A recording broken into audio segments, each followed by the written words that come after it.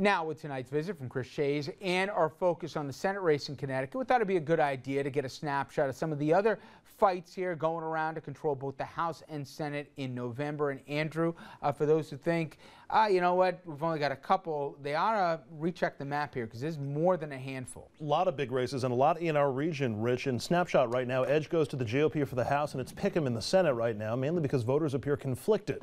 Generic congressional ballot, no candidates, just parties. Real Clear Politics has it an even tie, both parties averaging 42.7%. All right, let's get into some specifics. We'll start in the Senate, where RCP's poll estimates work out this way.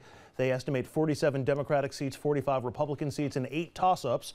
50 the magic number for control, or 51 for the party that does not control the White House. Here are the 8 toss-up Senate races. In them, Democrats have a poll lead in just one, Florida. Republicans lead in 3 others, while Massachusetts, North Dakota, Virginia, and Wisconsin really are dead heats right now.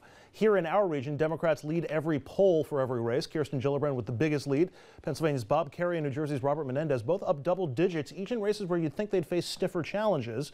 No polling in Delaware, but Tom Carper is considered a lock.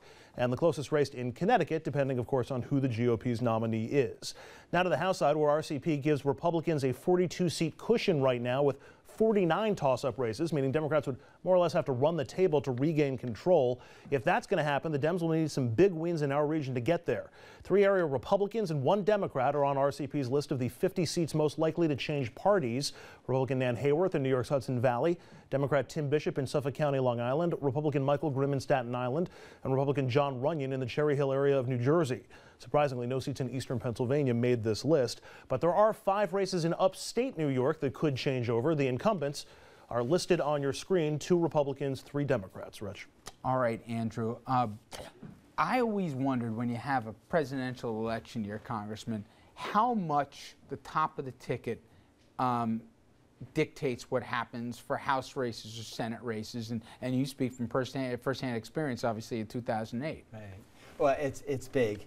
Not as much as when you had the party lever, because some people will vote for their president and then maybe not vote for the other candidates. But to give you an example, in 2008, I did something I think was rather foolish with hindsight. I found myself defending Sarah Palin when they said she didn't have any experience, because they said, well, what about you, the Democratic presidential candidate? And because, you know, he didn't either. And it was a debate I did not need to get in. Right. I had my own problems. I should have just worried about myself. Sarah Palin lost my election? No. I lost the election in part because I did not need to focus on Sarah Palin. I needed to worry about my own race. And that's what you got to do. When you're in a tough race and you know, maybe the head of the ticket's not going to do very well, just focus on your race. How about this whole idea of these split tickets, where people, the argument is, consciously or subconsciously, they don't want to give one party total control in Washington, so they'll pick who they like for president. They'll pick people from the other party in the other races. Have you found that? I'm always surprised. I go, who thinks that way?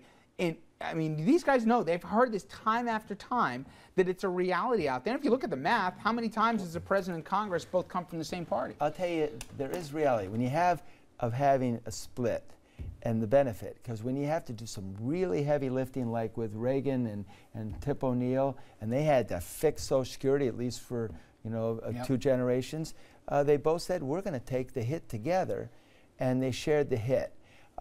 Candidly, I talk about all the things Republicans did when we took over, but we had a partner, and his name was Bill Clinton. Yeah. We balanced the budget for 4 years. We passed welfare reform, but we did it with his signature. He came into the middle. We came kind of into the middle. I mean, I think he came middle to right, but we got it done. It was pretty impressive. And frankly, you haven't seen Republicans and Democrats talk since Bill Clinton left. If only the middle still existed. Yes, exactly. Yeah, there's that. Hey, Congressman, I wish you the best of luck here. We'll you. talk to you soon. And again, he's got a big date in August, as Connecticut voters well know. That's Chris Shays.